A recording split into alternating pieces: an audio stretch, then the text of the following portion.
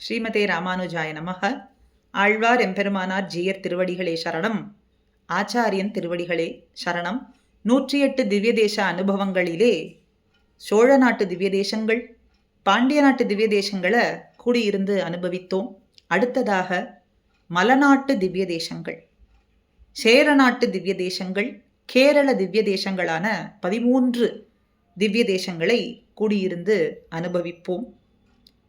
கெடுமிடராயவெல்லாம் கேசவா என்ன? கெடும் இடராயவெல்லாம் நம்முடைய துக்கங்கள், வினைகள், அரிதான வினைகள், அனாதிகாலமான துன்பங்களை எல்லாம் பொசுங்கி போக வேண்டும், நீர்த்து போக வேண்டும் என்று சொன்னால் அதற்கு செய்ய வேண்டிய ஒரே வழி எம்பெருமானுடைய நாமத்தை சொல்வது ஒன்றுதான் என்று ஆழ்வார்கள் தங்களுடைய பாசுரங்களில் பல இடங்களிலே காட்டி கொடுக்கிறார்கள்.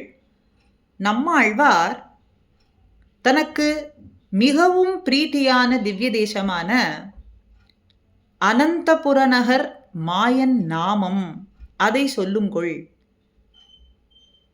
கேசவா என்று சொல்லுங்கள், உங்களுடைய வினைகள் எல்லாம் ஓடிப்போகிவிடும், தீயிலிட்ட பஞ்சு போலே பொசுங்கிவிடும் என்று சொல்றார். பாஞ்சராத்திர ஆகமமோ வைகானச ஆகமமோ இல்லாத திவ்ய தேசம் மற்றும் தந்திர சமுச்சயம் விஷ்ணு சம்ஹிதையிலே காட்டியபடியும் திவாகர முனிவர் அருளினபடியும் இங்கே ஆராதனைகள் நடைபெற்று கொண்டிருக்கிறது இன்றளவுமே. இங்கே அர்ச்சகர்கள் யாருன்னு பார்த்தா நம்பூதிரிகள். நம்பூதிரிகளாலேயே இந்த எம்பெருமான் ஆராதிக்கப்படுகின்றான். ஷியானந்தூரபுரம் என்று மற்றொரு பெயரிலும் இந்த திவ்ய தேசம் வழங்கப்பெறுகின்றது.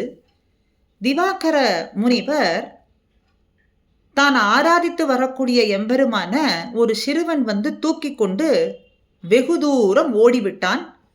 அந்த சிறுவனை துரத்தி கொண்டே இந்த முனிவரும் செல்ல அடர்த்தியான காடு, அந்த காட்டிலே நடுவிலே ஒரு இடத்துல அந்த சிறுவன் மறைந்து போக பார்த்தால் அங்கே எம்பெருமான் மிக பிரம்மாண்டமாக நீளமாக அனந்த சயனத்தில் சயனித்து கொண்டு காட்சி கொடுத்தான். இப்படிப்பட்ட பிரம்மாண்டமான திருக்கோலத்தை பார்த்து முனிவர் உம்முடைய திருமேனியை சுருக்கி கொள்ள வேண்டும் என்று பிரார்த்திக்கின்றார். தன் கையிலே ஒரு தடி வைத்து கொண்டிருந்தார். அந்த தடியினுடைய அளவுக்காகவாவது உன்னுடைய திருமேனியை சுருக்கி கொள்ள வேண்டும் அப்படின்னு பிரார்த்தித்தார். எம்பெருமானும் அந்த தடியினுடைய அளவுக்கு சுருங்கி காட்சி கொடுக்கிறான். அதைத்தான் இன்றளவும் நாம் அந்த அனந்தபுர நகர் திருவனந்தபுரம் என்கின்ற திவ்ய தேசத்துல எம்பெருமான 3 வாயிலாக, திருமுடி, திருநாபிக்கமலம், திருவடி என்று 3 வாயில்களாக எம்பெருமானை நாம் சேவிக்கின்றோம். 1686 ஆண்டு இந்த திருக்கோவிலிலே பெரிய தீ விபத்து ஒன்று ஏற்பட்டது. அப்போ அந்த தேசத்தை ஆண்டு கொண்டிருந்த ராஜா மார்த்தாண்டவர்மன் பார்த்து சால கிராமத்தாலான திருமேனியிலே எம்பெருமானை இங்கே பிரதிஷ்டை பண்ணினான். 1726 ஆண்டு சம்பிரோட்சணமும் பண்ணி வைத்தான். அன்றிலிருந்து இந்த கேரள தேசத்தை ஆண்டு கொண்டிருக்கக்கூடிய ராஜாக்கள் அத்தனை பேரும் பத்மநாப தாசர்கள் என்று தங்களுடைய திருநாமத்தை வைத்து கொண்டார்கள்.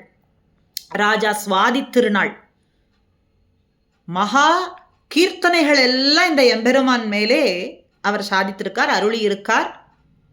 எம்பெருமான் பத்மநாபன் மேலே அவருடைய முத்திரை பத்மநாபன்னு வரும். பத்மநாப தாசன் என்றே தன்னை அறிவித்துக் கொள்வதிலேயே அவர்கள் முனைப்பா இருந்தார்கள். அத்தனை ராஜாக்களும், ராஜா மார்த்தாண்டவர்மாக்கள் தொடர்ந்து வரக்கூடிய அத்தனை ராஜாக்கள் இன்றளவும் இருக்கக்கூடியவர்கள்லாம் பத்மநாபதாசர்கள்.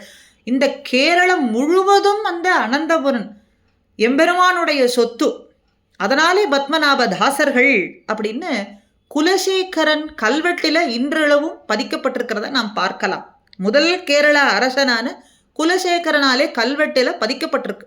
இந்த சொத்து முழுவதுமே, கேரள தேச சொத்து முழுவதுமே திருவனந்தபுரம் மாயன் எம்பெருமானுடைய சொத்து அப்படின்னு இங்கே கல்வெட்டிலே பதிக்கப்பட்டிருக்கிறது. அதனால தான் இந்த சேரவேந்தர்கள் அத்தனை பேருமே தங்களை பத்மநாபதாசன் அப்படின்னு சொல்லிக்கொள்ளக்கூடிய மரபும் தோன்றியது என்றும் இந்த திவ்ய தேச வரலாற்றில் சொல்லப்படுகின்றது. ஐப்பசி திங்கள் திருவோணத்தன்று இந்த எம்பெருமான் தேவர்களுக்கும் 7 முனிவர்களுக்கும் காட்சி கொடுத்த காரணத்தினாலே அன்று நடைபெறக்கூடிய திரு ஆராட்டு விழா அப்படிங்கிறது மிக பிரசித்தியா நடைபெறக்கூடிய விழா. அன்று கருட வாகனத்தில் எம்பெருமான் எழுந்தருளி இருந்து மிகப்பெரிய அரசு சின்னங்கள் வாத்திய கோஷங்கள் எல்லாம் புறப்பட ராஜாவே முன்னிருந்து இந்த கோஷ்டியோடு நடந்து போக பவனி வந்து திருவனந்தபுர கடற்கரையிலே தீர்த்தம் அருளுவது பிரசாதமாக அருளக்கூடிய காட்சி எந்த திவ்ய தேசத்திலேயுமே கிடையாது. இதே போல சித்திரை திங்கள்ல நடைபெறக்கூடிய பெரும் விழாவும் இதே போல அதி அற்புதமாக இருக்கும் அப்படின்னு சொல்லப்படுகின்றது. அனந்தன் காடு, அதுவே திருவனந்தபுரம், அனந்தபுர நகர் என்று ஆனது அனந்தன் காடு. இங்கே 7 முனிவர்கள் 30 முக்கோடி தேவர்களாலேயும் மற்றும் பிரம்மன் சிவன் இந்திரன் முதலானவர்கள் அத்தனை பேருக்கும் எம்பெருமான் காட்சி கொடுத்தான். அதனாலே அத்தனை பேராலேயும் வழிபட்ட பெருமை என்கிறது இந்த எம்பெருமானுக்கு உண்டு. ஈன்ற முதல் தாய் சடகோபன் என்று திருவாய்மொழியை ஈன்ற முதல் தாய் நம்மாழ்வாராலே பாடப்பட்ட திவ்ய தேசம். நம்மாழ்வாருக்கு மிக ஹிருதயத்துக்கு நெருக்கமாக இருக்கக்கூடிய திவ்ய தேசம். அப்படி இந்த திருக்கோவிலில் 3 வேளைகளிலேயுமே தேவர்கள் பூஜை செய்வதாக கருதி அர்ச்சகர்கள்லாம் அந்த கர்ப்பகிரகத்துக்கு வெளியே இருந்து சேவிப்பார்கள். ஏன்னா இன்றும் அந்த தேவர்கள்லாம் வந்து எம்பெருமான பிரார்த்திக்கிறதாகவே ஐதீகம்.